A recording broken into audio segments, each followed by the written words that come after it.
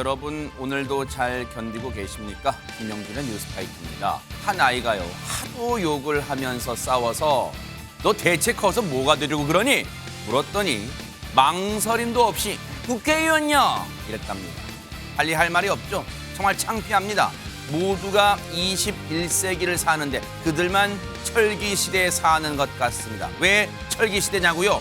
얼굴에 그냥 철판을 깔았으니까요. 욕설은요 권위가 아니라 무식을 보여줍니다. 상대방에게 상처 주는 말을 하는 사람치고 행복한 사람은 없습니다. 11월 14일 화요일 김명준의 뉴스파이터 잠시 뒤에 이 이야기 해보도록 하겠습니다.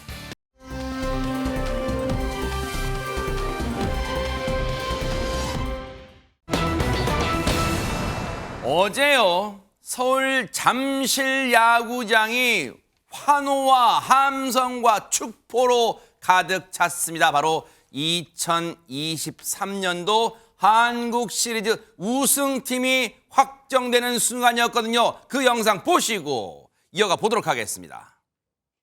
가슴에 뜨겁게 머리를 차갑게 마음껏 즐겨.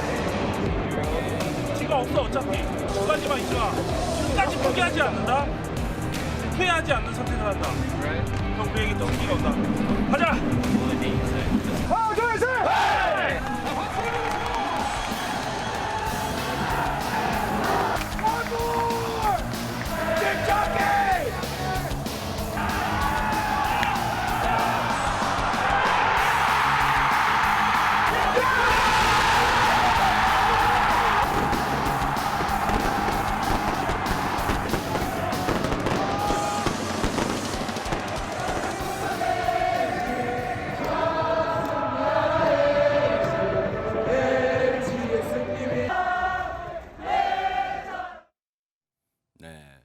어제 SNS 보니까 밤늦게까지 저 영상 그리고 현장 막 이 감동을 막 올리시는 분들 많으시는데 이담 아나운서 무려 29년의 세월이 걸렸습니다. 맞습니다. 어제 한국 시리즈 5차전 LG 트윈스와 KT 위즈와의 경기에서 6대2로 LG 트윈스가 29년 만에 승리를 차지했습니다. 한국 시리즈 우승 대박 사건입니다. 맞습니다. 네. 저는 LG의 팬도 아닌데도 눈물이 나더라고요. 그랬어요? 보니까요. 굉장히 많은 분들이 눈시울을 붉히고 오열하시는 분들도 계시고요. 관객에서. 네. 굉장히 기뻐하셨고 저도 보니까 29년 만에 우승이라서 그런지 주변에 친구들이 그렇게 LG 팬이 많은지 몰랐습니다. SNS가 무적 LG로 도배가 됐더라고요. 네. 해외에 있는 제 친구 같은 경우에는 이 시각 지금 한국 땅을 밟지 못한 게 너무 슬프다면서 야. 유광 점퍼를 입고 인증 사진을 올리기도 했고요. 네. 또 눈물샘이 마른 줄 알았는데 터져 나오더라라면서 오열했다라는 인증 후기도 많았습니다. 네. 사실 1990년에 MBC 청룡을 구본무 선대 회장이 인수한 해에 LG 트윈스가 탄생이 됐고 그해 첫 우승을 했죠. 그리고 94년도에도 두 번째 우승을 했습니다. 네. 하지만 그 이후에 우승과 좀 연이 없었습니다. 1997년과 98년 또 2002년에 한국 시리즈에 진출을 했지만 준우승에 만족했었는데요. 구본무 선대 회장도 LG 트윈스 우승 그 이후에는 좀 지켜보지 못한 채 지난 2018년에 세상을 떠나기도 했습니다. 네. 그래서일까요? 하재근 평론가님 물론 많은 LG 팬분들이 다 눈시울도 적시고 기뻐했지만 특히나 기뻐한 사람이 있다 이런 얘기가 있어요. 바로 구강모 현 LG그룹 회장이 상당히 이번 그 경기에 열정을 보였는데 LG 가을 야구의 상징인 이른바 그 유광 점퍼 네. 그거를 입고 이번 시리즈에서 개막전, 4차전, 5차전 다 직접 관람을 했습니다. 야. 지금 이 LG의 우승이 바로 고 구본무 선대 회장의 생전 수건이었다고 하는데 생전에 보지를 못했던 거잖아요. 네. 근데 이번에 구강모 회장이 그 모습을 보게 된 거죠. 네. 정말 감격했을 것 같고 저 지금 모자 안 쓰신 분이 이 가운데 왼쪽 분이 구광모 회장이에요. 그렇습니다. 네. 오지환 선수가 지금 금메달을 걸어주고 있는 장면인데 우승 메달을 네, 그렇습니다. 그리고 선수들이 구강모 회장한테 행가래를 쳐주기도 했고 야 기분 좋았겠어요. 보세요 그렇습니다. 오른쪽 사진. 네, 구강모 회장은 또 팬들한테 감사 인사를 전하면서 네. 그 선수들의 우승 회식 자리에 구강모 회장도 끝까지 동행했다고 합니다. 야 이게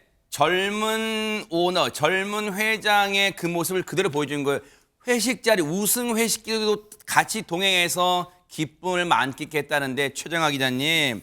근데 이제 우승 이후의 얘기가 막 쏟아지잖아요. 여기서 관심을 모으는 게 막 있다면서 이게 뭘까요? 네, 원래 비하인드가 더 재밌는 법이죠. 이 구본무 고 선대회장 같은 경우에는 야구 광으로 아주 정평이 나 있는 인물입니다. 94년도에 이 오키나와에서요. 네. 이 전지 훈련이 끝난 후에 특산품인 아와모리 소주로 건배를 하고 나서 네. 이 우승을 맛본 적이 있다고 아, 합니다. 저건가 봐요, 저게? 네, 바로 아. 저 소주인데요. 네.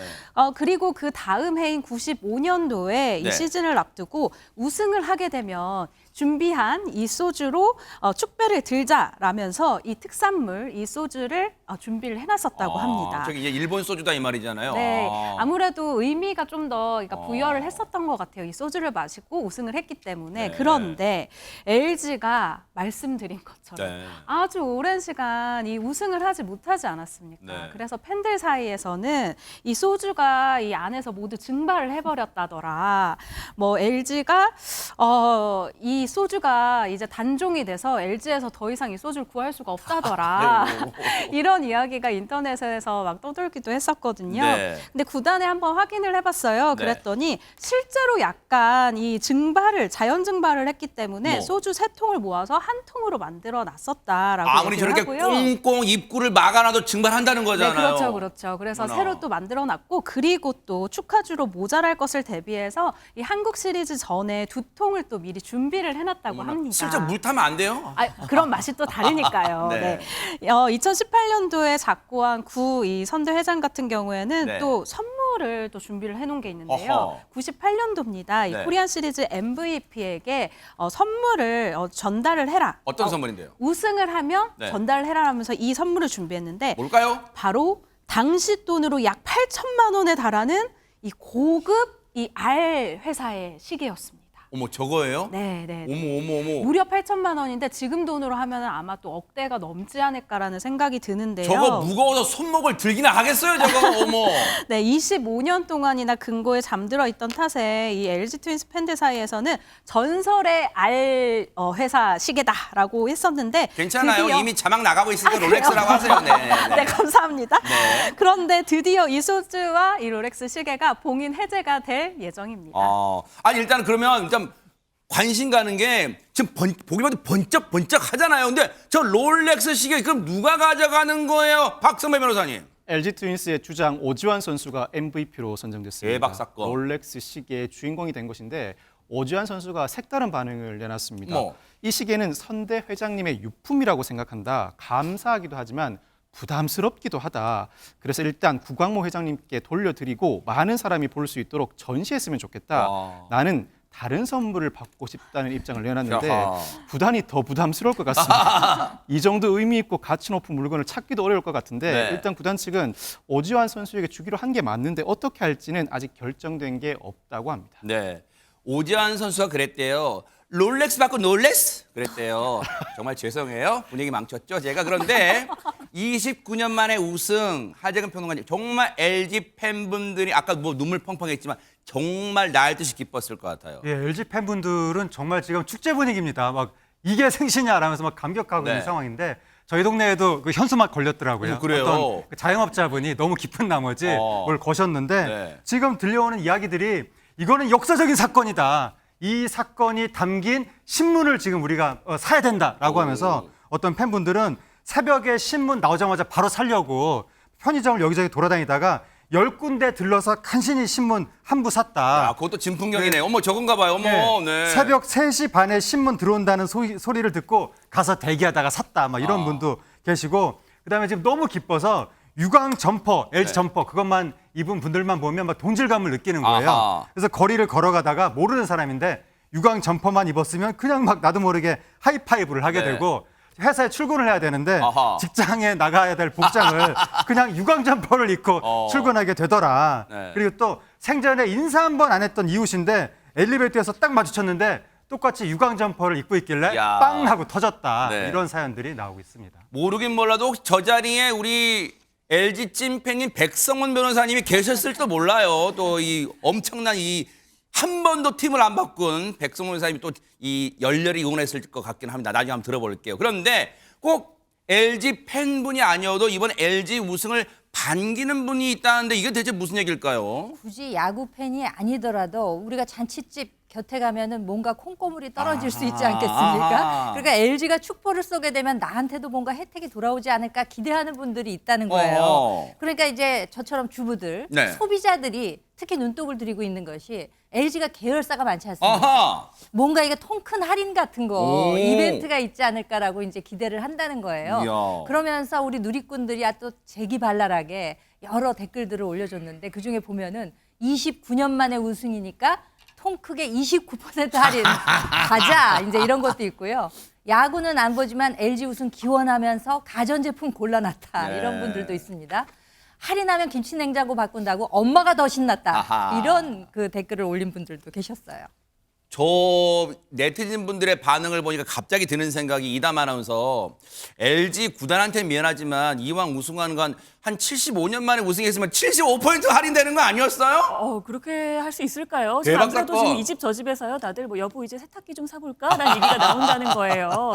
그래서 LG 팬이 아니어도 LG의 우승이 굉장히 기쁘다라는 이야기들이 나오고 있는데요. 네. 그도 그럴 법한 게 앞서서 지난해 SSG가 우승했을 때는요. 신세계에서 뭐 백화점, 편의점, 면세점을 비롯해서 계열사 19곳에서 쓱 세일이라고 해서 통큰 세일을 한번 했었습니다. 진짜 그랬어요? 오. 그리고 2017년에 기아 타이거스가 11번째 한국 시리즈 우승했을 때는요. 세상에 자동차를 최대 12%까지 할인하는 행사를 열었다고 해요. 그러니까 많은 분들이 기다리는 것 같은데요. 네. 아까 말씀 주셨던 것처럼 LG는 계열사가 참 많고 또 생활 밀접한 브랜드들이 많잖아요. 오. 뭐 생활건강, 전자, 유플러스 계열사들이 많은데 그래서 많은 분들이 또 프로모션 규모나 구체적인 이벤트에 대해서 궁금해하고 있는데 실제 논의 중이라고 합니다. 네. 개인적으로 저는 전자제품을 얼마 전에 사서 좀 아쉽더라고요. 하하하, 아이고 조금 기다리실 걸 네. 그랬어요.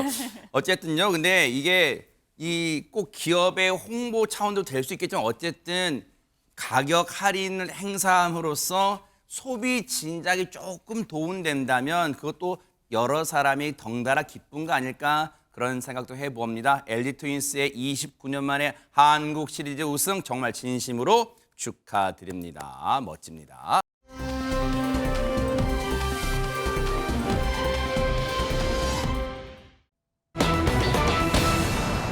분위기 바꿔볼게요. 한국 관광 산업의 부활을 위해서 이 두 사람이 손을 맞잡았다는데 누굴지 궁금하시죠? 영상 만나보시고 이어가 보도록 하겠습니다.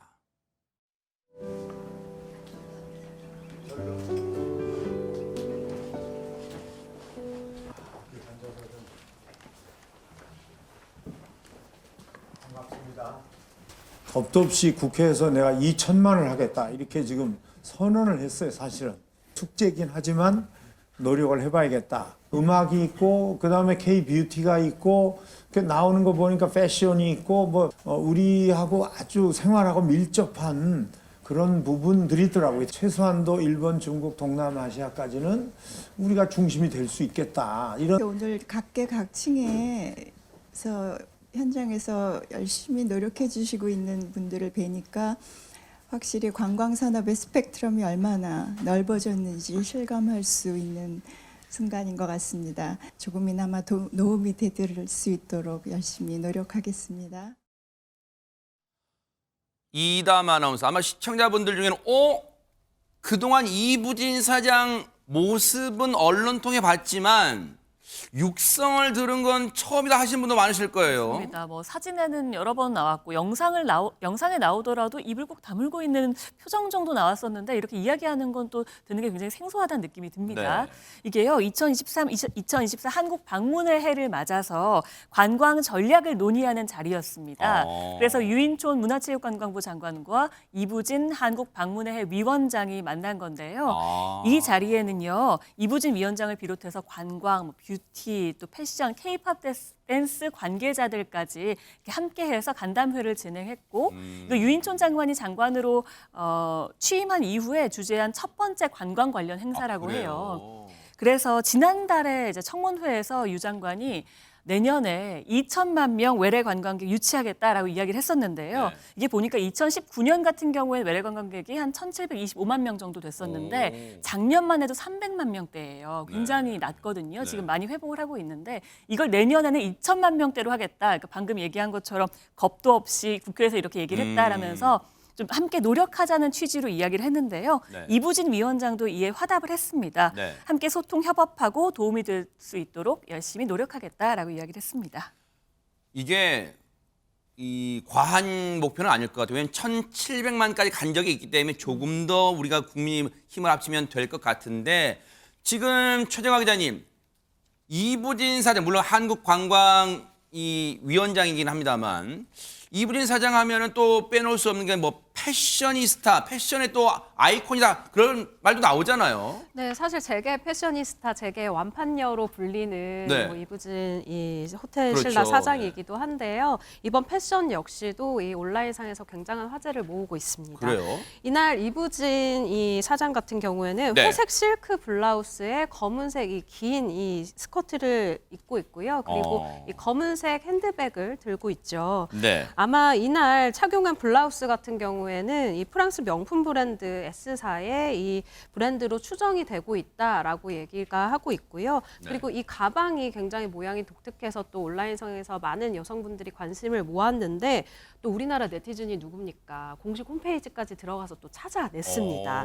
이 반원 모양의 디자인 가방은 또 프랑스 신명품 디자이너 브랜드의 제품이라고 해요. 가격은 199만 원이라고 하는데요. 네. 이부진 사장 이날 가방에 또 저 초록색 보이시죠? 뭐 달려있네요? 네, 부산 엑스포를 기원하는 키링을 달고 있기도 했습니다. 아, 야, 근데 어쨌든 대단해요. 전 눈길이 갑니다. 보세요, 저렇게 부산 is ready, 부산 준비됐다. 힙 코리아, 힙한 한국이다. 이렇게 이 부산 엑스포 이제 얼마 안 남아서 결정되기가. 그런데 이부진 호텔 신라 사장 겸 한국 방문의 해 위원장이에요. 근데 흔치 않은 투샷 조금 전에 유인촌 이 문화체육관광부 장관과 이뤘잖아요. 근데 이게 처음이 아니었답니다. 한번 그 영상도 보시고 이어가 보도록 하겠습니다. 환영해 주시기 바랍니다. 안녕하십니까. 한국방문회위원회 위원장 이부진입니다. 뜻깊은 자리에 참석해 주신 김건희 여사님께 깊은 감사의 마음을 전합니다. 여사님께서 해외 순방을 하실 때마다 한국의 문화를 알리기 위해 많은 일정을 수행하시는데 깊은 감명을 받았습니다. 그래서 오늘 이 자리에서 김건희 여사님을 한국방문회위원회 명예위원장으로 추대하고자 합니다. 사실 저 때도 흔하게 볼 수 있는 장면은 아니었어요. 저 모습이. 그렇죠. 흔치 않은 투샷이라고 할 수가 있겠죠. 네. 지난 5월이었습니다. 한국관광공사에서 열린 K관광협력단 출범식에서 네. 이 두 분이 만났던 건데요. 한국방문회위원회 위원장을 맡고 있지 않습니까? 네. 이부진 사장이. 그러니까 저 자리에서 명예위원장에 이제 추대를 한 거예요. 김건희 여사한테. 그러니까 이제 즉석에서 이제 수락을 하면서 네. 앞으로 이 K 관광을 세계에 널리 홍보를 하면서 또 전 네. 세계인이 가장 오고 싶어하는 대한민국을 만드는데 최선을 다하겠다라는 이제 메시지를 전하기도 했는데요. 네. 그러니까 그야말로 K 관광이 세계인의 버킷리스트가 될 수 있도록 지원을 하겠다라는 뜻을 밝히기도 한 것이죠. 네. 근데 여기서는 흔치 않은 투샷이기도 했지만 흔치 않은 쓰리샷도 있었다는데 이것도 무슨 얘기입니까?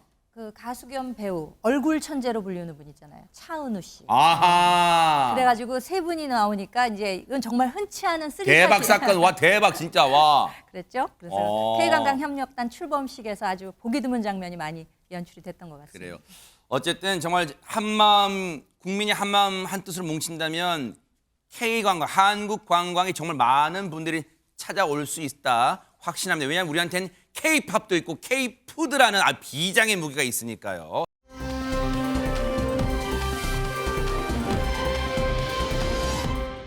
자, 그런가 하면요. 뭔가 이분들은 야시장을 같이 갔는데 그게 또 주목받았대요. 누굴지 영상으로 만나보시고 이어가 보도록 하겠습니다.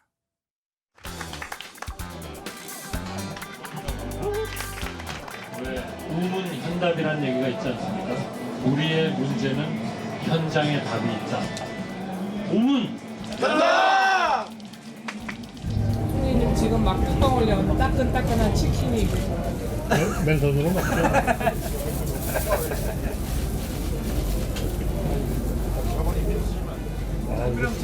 이거 정말 맛있네요. 아니 먹으려고 그랬는데 왜 부르세요? 아니 수많은 콘텐츠가 있는데 사실 제가 가장 큰 관심이 먹거리 콘텐츠거든요. 그러니까 너무 다양하게 선택할 수 있어서 좋고 저희 문화체육 관광부도 이곳이 이제 정말 이 문화로 재탄생한 곳이잖아요, 시장이. 그래서 저희도 다양한 콘텐츠가 지속적으로 홍보되고 또 많은 분들이 찾을 수 있도록 저희도 노력하겠습니다. 감사합니다. 와, 하재근 평론가 일단 저는 저 영상 보면서 일단 놀랐어요. 와, 장미란 차관 말 잘하네요. 진짜 언변이 대단합니다. 네, 장미란 차관이 뭐 교직에도 있고 그래서 그런지 아니 원래부터 또 말을 잘했던 것 같고 네. 교직에 있으면서 더더욱 언변이 늘어난 것 같은데 지금 한덕수 총리하고 장미란 차관이 서울의 경동시장이라고 동대문구에 큰 시장이 있거든요. 네네네네. 그 경동시장에 경동 1960이라는 야시장이 생겼는데 그래요? 그 야시장을 이제 방문을 한 거예요. 네. 거기에서 청년 상인들을 격려하면서 함께 치맥을 나누는 그런 자리를 가진 겁니다. 거기서 이제 한덕수 총리가 우문현답이라고 건배사를 외치기도 했는데 네. 우문현답이 무슨 뜻이냐면 우리의 문제는 현장에 답이 있다 대박 사건. 라는 뜻이라고 하는데 어머. 바로 그러한 정신을 가지고 이번에 현장에 직접 가신 것 같습니다. 와, 나도 이거 써먹어야지. 우문현답. 아, 그런 뜻이 있군요. 아하. 그런데 저 청년, 물론 다른 상인분들도 다 힘들고 기운을 내야 되지만 또 청년 상인분들 으쌰으쌰하는 것도 북돋아 줘야 되잖아요. 근데 박선배 변호사님, 청년 상인들과의 만남이 전에 이후에 또 다른 만남이 또 있었던 만남이라는데 예전에 언제 만난 거예요? 한덕수 총리가 지난 1월에 경동 야시장을 방문해서 청년 상인들에게 약속한 게 하나 있습니다. 뭘까요? 이 당시에 푸드트럭 영업을 가로막던 주차장 규제 개선을 약속한 것인데 예전에는 전통시장이어도 공영 주차장에서만 푸드트럭 영업이 가능했습니다. 네. 그러다 지난 5월 서울시 조례가 개정되면서 이제는 부속 주차장에서도 푸드트럭 영업이 가능해졌습니다. 이번에 두 번째 방문한 한덕수 총리, 약속을 지킬 수 있게 돼 기쁘게 생각한다. 2030 미래 세대를 위한 인프라를 만들어주는 정부가 됐으면 좋겠다는 생각을 갖고 있다라고 언급하기도 했습니다.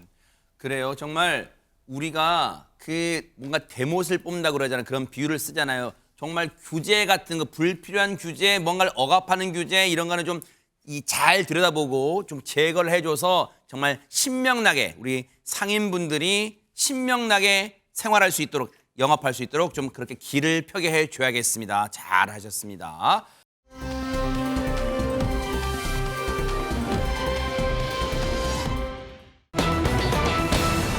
분위기 바꿔볼게요. 한동훈 장관 얘기가 나와요. 그런데 이번에는 좀 결이 달라요. 한동훈 장관을 향해서 거친 말을 쏟아내는 사람들이 지금 쭉 있답니다. 일단 쭉 들어보시고 이어가 보도록 하겠습니다.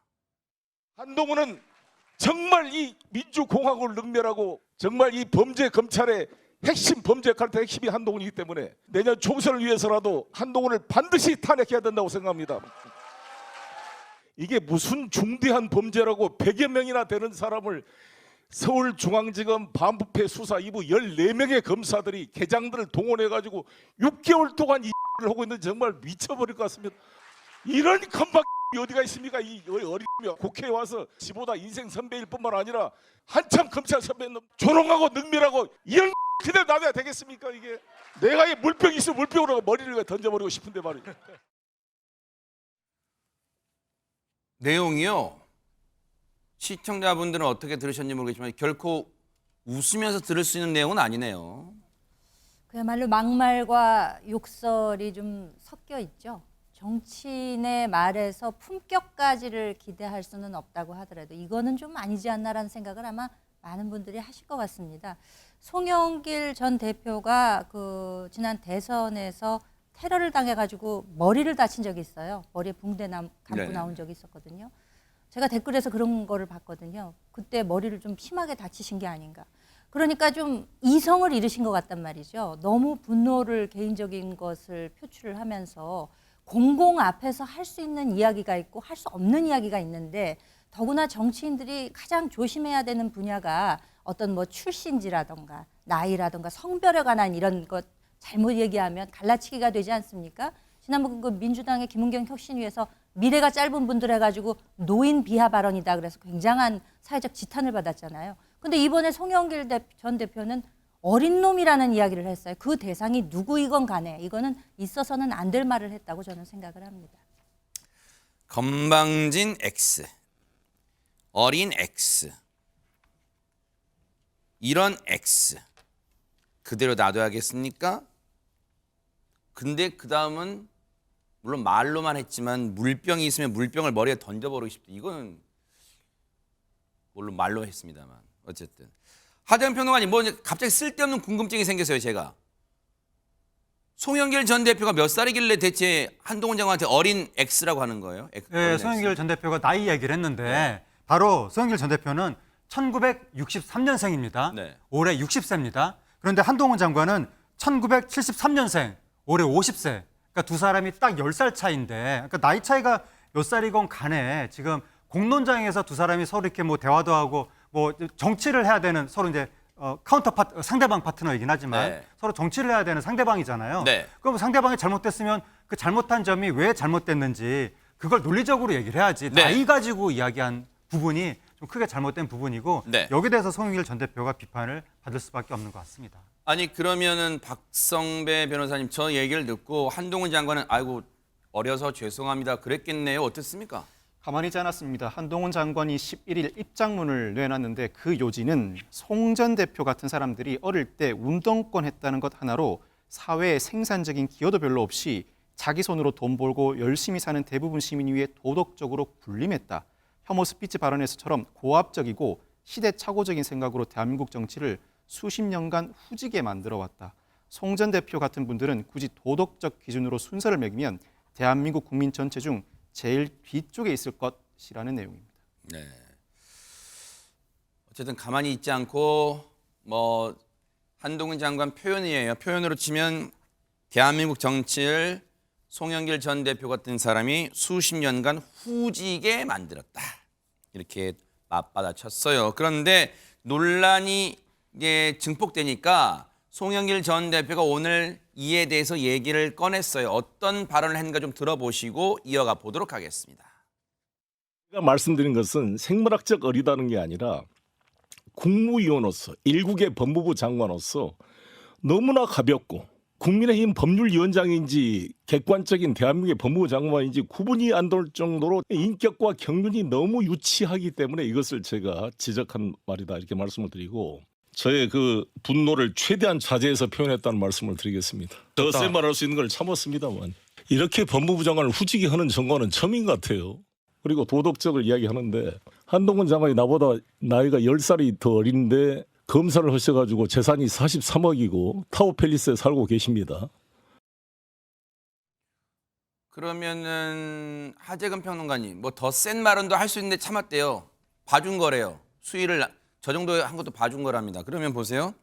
근데 잘 나가다가 마무리하는 줄 알았더니 마지막에 나이가 10살이 더 어린 한동훈 장관이 검사를 해서 재산이 43억이고 타워팰리스에 살고 있다. 이거 어쨌다는 얘기예요. 그래서 그러니까 뭐 잘못됐다는 거예요. 어떻게 아니면 재산을 뭐 몰수해놨다는 얘기예요. 어떻게 해야 된다는 얘기야. 뭐 왜 이 얘기를 왜 꺼낸 거예요? 예, 갑자기 도덕적 기준이라는 단어가 등장했는데, 그러니까 한동훈 장관이 뭐라고 그랬냐면 송영길 전 대표에 대해서 도덕적 기준으로 따지면 뭐 대한민국 국민 전체 중에 제일 뒤쪽에 있을 뿐이다. 이런 식으로 얘기를 했었거든요. 거기에 아마 응수를 하는 차원이었던 것 같은데 여기 내용을 보면 뭐 한동훈 장관이 나보다 나이가 10살이 더 어린데 검사를 했다라고 하는 것은 뭐 나이가 그렇게 많지도 않은데 공무원 생활을 하면서 재산이 43억이 되고 타워팰리스라고 하는 비싼 집에 산다. 이런 취지로 이야기를 한 것 같은데 그런데 어떤 사람이 재산이 많고 비싼 집에 산다고 해서 꼭 도덕적으로 그게 무슨 문제가 있다고 우리가 판단을 할 수는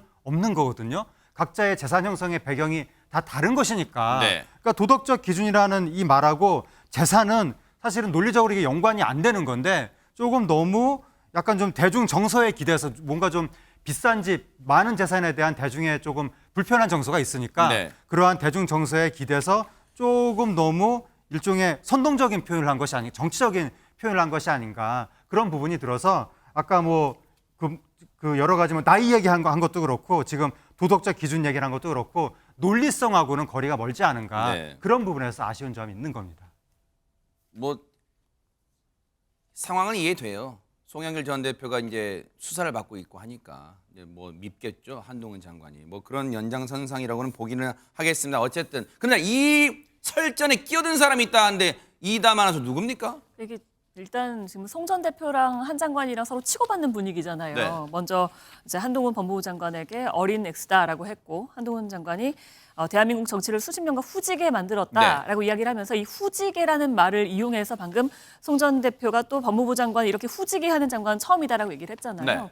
마치 무슨 후지게 챌린지가 열리는 것도 아니고 후지게라는 말을 이용해서 또 민형배 의원이 네. SNS에 이건 어제 올린 글입니다. 어. 단언컨대 정치를 후지게 만든 건 한동훈 같은 XX다라고 했습니다. 저희가 지금 방송이라서 이걸 XX다라고 표현하는 게 아니라요. 그래요? 네. 실제로 민 의원이 XX라고 아, 그래 올렸습니다. 본인이 XX 쓴 거예요? 네, 아. XX에는 뭐 어떤 말을 넣고 싶었는데 뭘 넣어야 될지 잘 못 고르겠어서 XX라고 표현한다. 하도 어이가 없다라고 네. 이야기를 하면서 자기 본분이 뭔지 알면서도 그거를 무시하고 정치에 끼어들어서 또 그들의 탐욕이 지금 대한민국 정치를 이렇게 후지게 만들었다라면서 후지게라는 말을 이용해서 또 비판을 했습니다.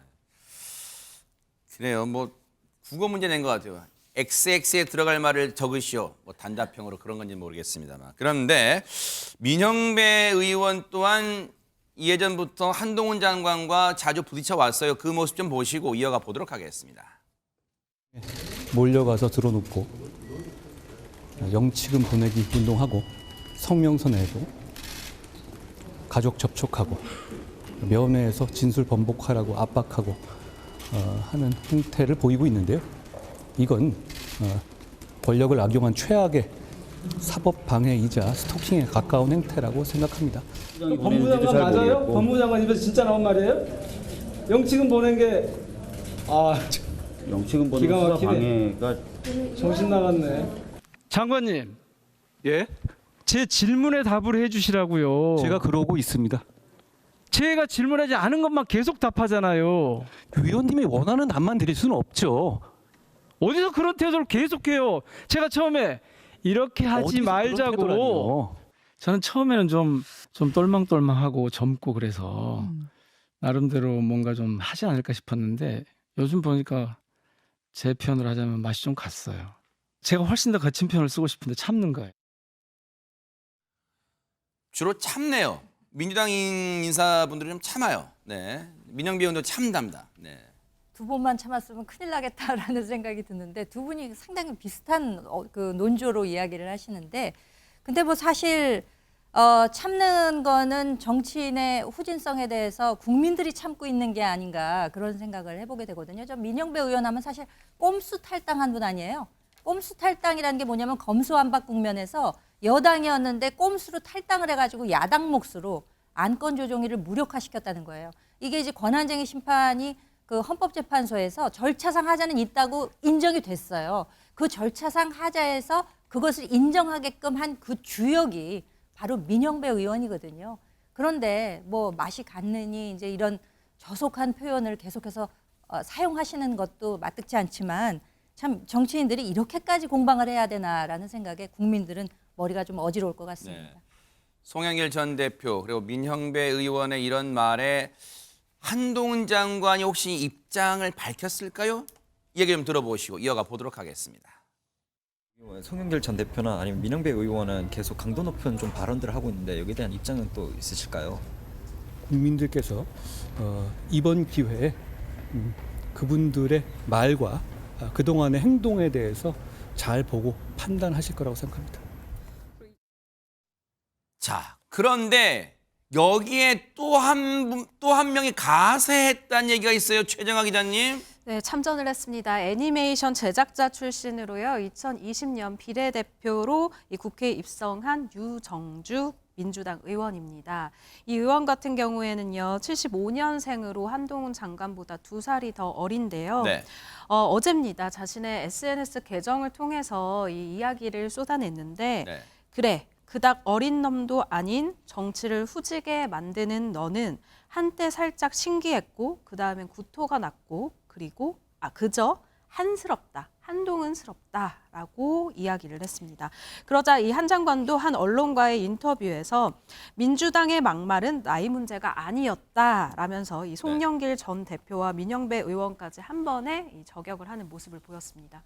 그 박성매 변호사님 보실 때는 지금 뭐 결정적인 하자나 그런 게 있어요. 이게 왜 지금 송영길 전 대표도 그렇고 민영배 의원도 그렇고 유정주 의원도 그렇고 지금 한동훈 장관을 이른바 시쳇말로 못 잡아먹어서 지금 이렇게 하는 거예요. 왜 그럽니까? 검찰 수사를 바라보는 근본적인 인식의 차이가 있는 것 같고 총선이 다가오면서 이 정권 심판과 거대 야당 심판 프레임이 형성돼 가고 있는 것 같습니다.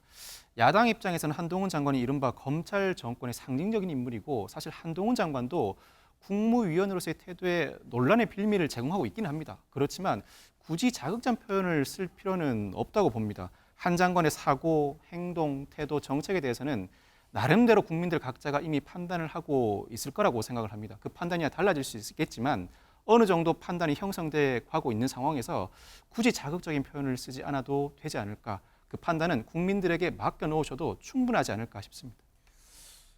정치인들 요즘은 다 이 매체가 발달해서요. 정치인들의 한마디 한마디가 다 어린 이 청소년들 다 봐요.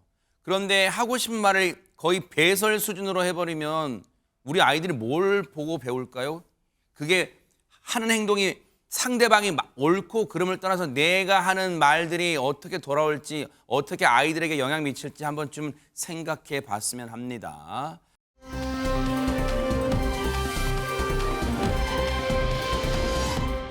자, 그런가 하면요. 자, 기분도 꿀꿀한데 이런 얘기 좀 해볼게요. 광주에서요.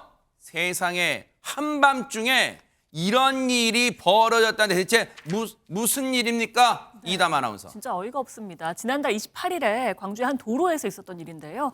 말로 들으시는 것보다 영상으로 보시는 게 낫습니다. 먼저 영상으로 보시겠습니다. 네, 광주 광산구의 조용한 새벽 시간대 한 도로입니다. 굉음을 내면서 도로 위를 어지럽게 질주하는 폭주족들 등장했습니다. 어머. 신호 위반은 물론이고요. 차선도 무시하고 주행하는 차들에게 다가가 위협하기도 했습니다. 아이고. 순찰 차가 쫓아가 보지만 저렇게 지그재그로 달리고요. 아이고. 고개 주행하고요. 불법 유턴도 그 앞에서 하고요. 충돌 사고도 날 뻔하죠. 그런데 이렇게 넘어집니다. 어머. 그러자 바로 도망치죠. 하지만 바로 이어서 경찰이 달려갑니다. 항상 주랭랑 쳐봤자죠. 결과는 똑같습니다. 잡혔습니다. 네. 아니 진짜 이 시청자분들 중에도 이 밤중에 늦은 시간에 운전하실 때 한두 번쯤은 경험해 보셨을 거예요. 저런 사람들 맞닥뜨려 봤을 거예요. 진짜 정말로 화가 나잖아요. 본인뿐 아니라 다른 사람들까지 위험에 빠뜨리잖아요. 관련해서 얘기 좀 들어볼게요. 왜 이럴까요? 대체 저 사람들은 얘기 듣고 이어가 보도록 하겠습니다. 친구들은 그냥 단순 그 재미로 그렇게 하는 것 같더라고요.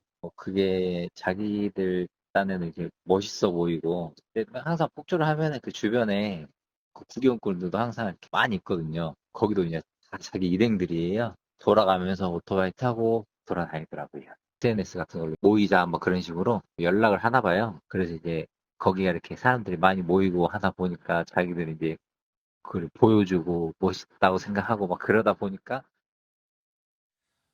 저게 단순 재미로 자기들은 할지 모르겠지만 보세요. 방금도 정말 아찔한 상황 많이 연출하잖아요, 지금. 지난달 28일 광주광역시 광산구 수안지구에 등장한 폭주족들의 모습인데 새벽 0시 30분부터 경찰에 검거되기까지 약 1시간 정도 폭주 행위를 지속합니다. 순찰차가 쫓아오니까 약 3, 4km를 달아나기도 하고 오토바이가 쓰러진 후에도 약 200m를 뛰어서 도망한 뒤에 아이고. 결국 검거되는 모습을 확인할 수가 있는데 뉴스파이터 취재 결과 검거된 오토바이 운전자 10대 고등학생이라고 합니다. 아이고. 심지어 전과가 있어서 녀석들 진짜. 소년원에도 다녀왔던 것으로 전해졌는데 특히 이 지역은 이전에도 폭주족들이 많이 등장하는 지역이라고 합니다. 유동 인구가 많아서 관심을 받고 과시하기 좋은 지역이라는 판단을 하는 것 같습니다. 그렇지만 이러한 폭주행이 도로교통법상 공동 위험 행위로서 2년 이하의 징역 또는 500만 원 이하의 벌금에 처해지는 범죄임이 자명합니다.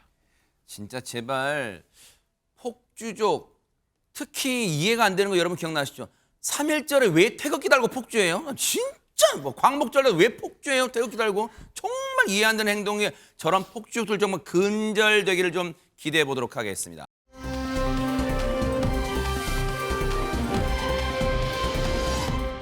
그런가 하면 요즘 이것 때문에 공포 수준이라는데요, 세상에. 하재근 평론가님. 예, 저부터도 요즘에 빈대 네. 그게 확산되고 있다고 하니까 무섭거든요. 그러니까요. 지금 나오는 이야기가 팬데믹 다음에 빈데믹이 덮쳐왔다 뭐 어머나, 이런 말이 어머나. 나올 정도로 빈대 공포증이 지금 퍼지고 있는 상황인데 네. 이런 상황에서 어느 중고거래 사이트에 올라온 게시물이 지금 이슈가 된 거예요. 네. 뭐냐면 지난 11일에 뭐라고 글이 올라왔냐면 네.